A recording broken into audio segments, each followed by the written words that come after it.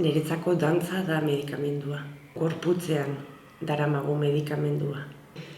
Ez dira topaketak non asko daki norbaitek beste bati zer dan kontatzen diona.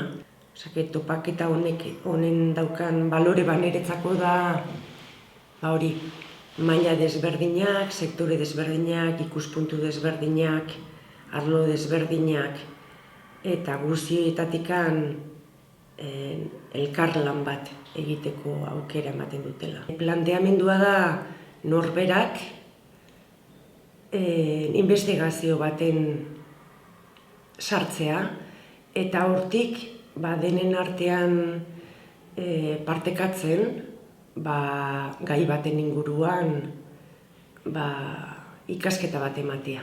Orain somatzen dut mugimendu berri bat, non sektore desberdinetako eta disiplina desberdinetako ikuspuntutatikan elkarlan bat egiteko mugimendua dago.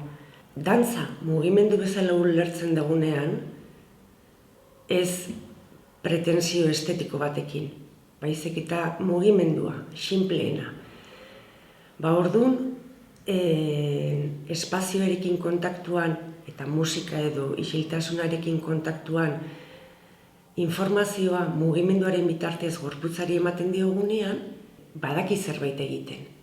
Gorputzak berez joten da aurkitzen nola autorregulatu. Azkeneko topaketan deskubritu nuen oso argi nola mugimendu berdina gorputzeko atal desberdinetatik egin dezakegu.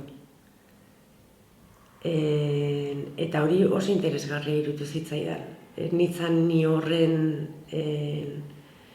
ez nuen hori hain argi ikusten, eta horrek daukan potentzialataz konturatu nintzen.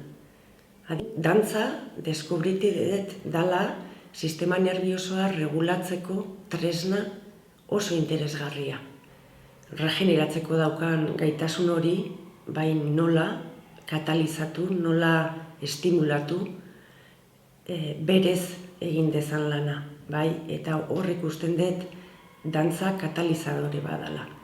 Nik topaketa hauetan bizirik sentitzeko sensazio horrekin nahi nuke berriro topatu.